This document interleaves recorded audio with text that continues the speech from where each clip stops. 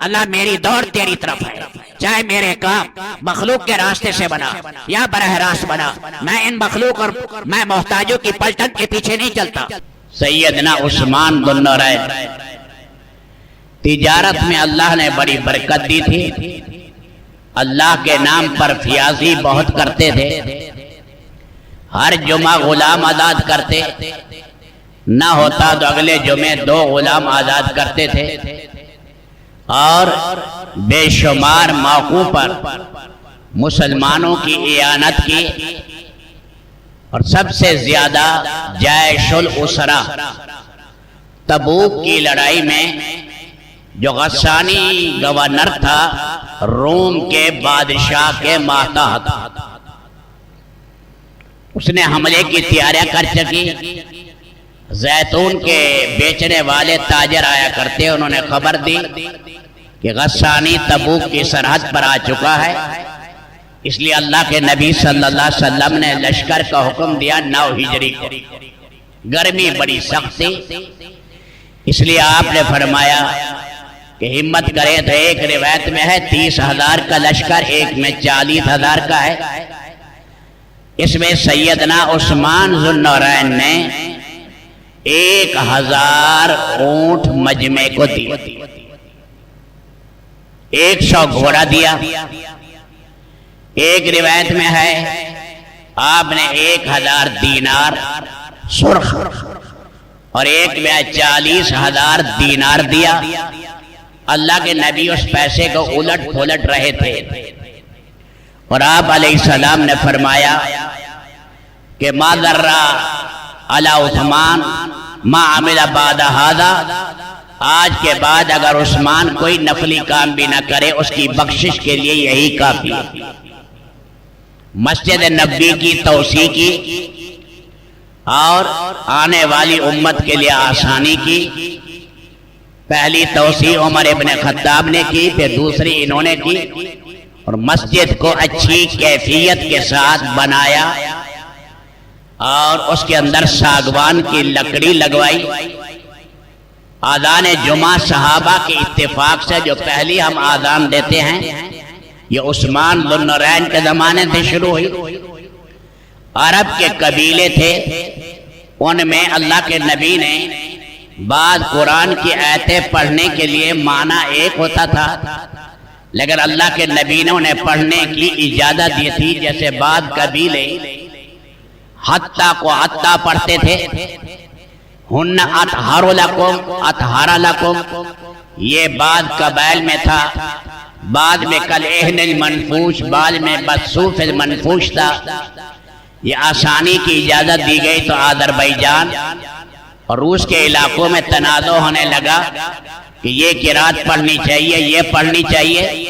تو سیدنا عثمان ذو النورین نے وہ نسخہ جو ابو بکر صدیق نے ورقوں پر لکھایا اور حضرت حفصہ کے پاس رکھا تھا، اس کی نقلیں اتروا کر یہ 7 نقلیں دنیا بھر کے بڑی جگہوں پر بھیجی تاکہ ساری امت اسی قرات کو پڑھے۔ ایک بڑا عظیم کارنامہ سیدنا عثمان ذو النورین نے یہ قرار دیا۔ قرآن کریم کے ساتھ والہانہ شغف تھا، ایک رکعت میں سارا قرآن پڑھتے تھے، بوسیدہ قرآن ان کے پاس رکھا رہتا تھا، اور طبیعت اور مزاج میں نرمی بہت تھی۔ 6 سال تک کوئی فتنہ نہیں ہوا، لیکن خلافت بہت پھیل گئی، تقریباً سارا افریقہ اندر آ گیا، اور یہ الجزائر، ٹیونس، مراکش سب ان کے زمانے میں دین میں آئے۔ پورا افریقہ دین اسلام میں داخل ہو گیا۔ ہسپانیہ میں، اسپین میں اللہ کا دین پہنچا۔ بخارا اور سمرقند، آذربائیجان، ان سارے علاقوں میں اللہ کا دین پہنچا۔ اس میں نئے نئے باؤ سے لوگ داخل ہوئے۔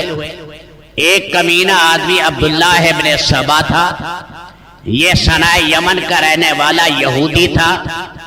کئی دفعہ اس نے موقع اپنائے، پہلے داؤ نہیں چلا، پھر یہ مصر میں گیا، کوفہ میں گیا، بصرہ میں گیا، نئی نئی عجیب و غریب باتیں اس نے بیان کرنی شروع کر دی، اور یہ کہا کہ جو ہے وحی الہی میں جبریل خطا کر گئے، اس قسم کی دوسری چیزیں ہیں جو نجی مجلس میں تو ہم بیان کر سکتے ہیں، عام مجلس میں نہیں۔ تو یہ ان لوگوں نے اسے جلا وطن کیا، پھر اس نے ہر جگہ اپنے آدمی تیار کیے، اور پھر حضرت عثمان رضی اللہ تعالیٰ عنہ پر ناجائز الزامات لگانے لگا کہ مالیات میں صحیح نہیں، رشتہ داروں کو عہدے دیا ہے، اس قسم کی دوسری چیزیں، یہ سب آپ پر آئے کیونکہ عثمان ذو النورین نے جو خرچ کیا ساری خلافت کے زمانے میں بیت المال سے ایک پیسہ بھی نہیں لیا، اور اپنے پیسے سے ساری تجارت کی۔ پھر اس نے بلوائیوں کو اکٹھا کیا، اور حج کا موقع بھی تھا، اس پر انہوں نے چڑھائی کی۔ صحابہ کرام آگے آئے، 500 کے قریب صحابہ کرام، فرمایا میں مدینہ الرسول میں لہو نہیں بہنے دوں گا۔ مجھے اللہ کے نبی نے فرمایا تھا تجھے خلافت کی قمیص پہنائی جائے گی، لوگ اتاریں گے نہ اتارنا۔ اسی حال میں وہ رہے، چوری اور مکانوں سے اتر کر باغی اندر گھسے، اور اندر گھس کر کوئی کینچیاں اور چھریاں ماری، اور آخر میں تلوار کے ساتھ خلیفہ راشد کو شہید کیا۔ لہو بہا، حضرت نیلہ ان کی بیوی آگے بڑھی، ان کی 3 انگلیاں کٹ گئی، کپڑے پھٹ گئے۔ اس حال میں قرآن کریم وہ پڑھ رہے تھے اور روزے کے ساتھ تھے، کیونکہ رسول پاک علیہ دن کو کہا، اللہ کے نبی نے فرمایا ہے شام کو افطاری ہمارے پاس ہوگی۔ تو شام کے ٹائم عصر کے وقت میں اس خلیفہ راشد کو شہید کیا گیا۔